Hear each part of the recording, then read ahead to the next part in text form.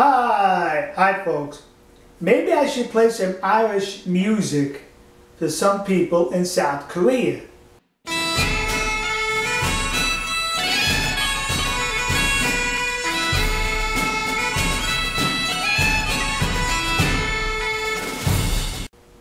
Because it seems like some people in South Korea, they are in love or like Irish mythology.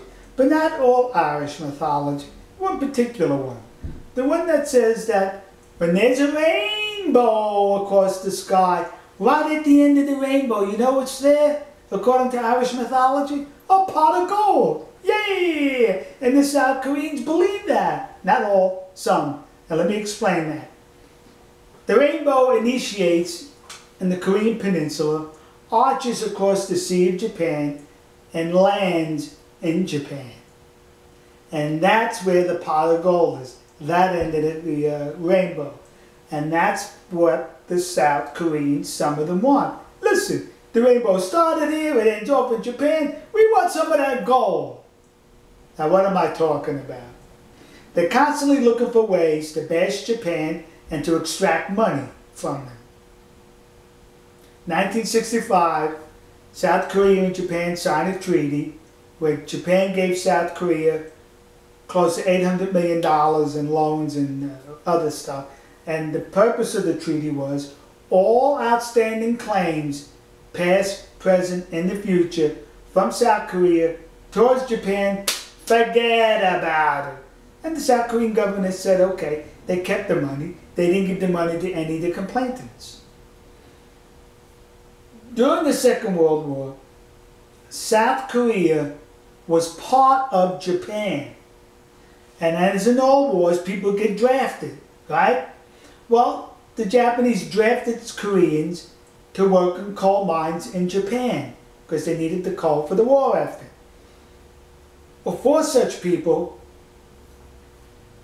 later on, 65 years later, filed a lawsuit against the company that was operating the coal mine, saying, you need to pay us additional to what you paid us back then.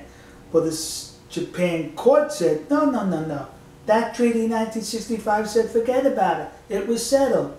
So then they take the lawsuit back home to South Korea. It goes to the Supreme Court, and they award them $80,000. How are you going to collect on that? Because the Japanese aren't going to pay on that. 4 people initiated the lawsuit. 3 have passed away. The one survivor is anywhere from 94 to 98 years old. A coal miner lives that long? In the United States, the average coal miner life expectancy is 63 years. He's 94 years old, 30 years on that. Gee, those must have been some terrific conditions in those coal mines. But here's another question. During the war, when Korea was part of the peninsula, there was no North Korea in part of the peninsula. When the Korean peninsula was part of Japan, there was no such thing as North Korea and South Korea. It was one Korea.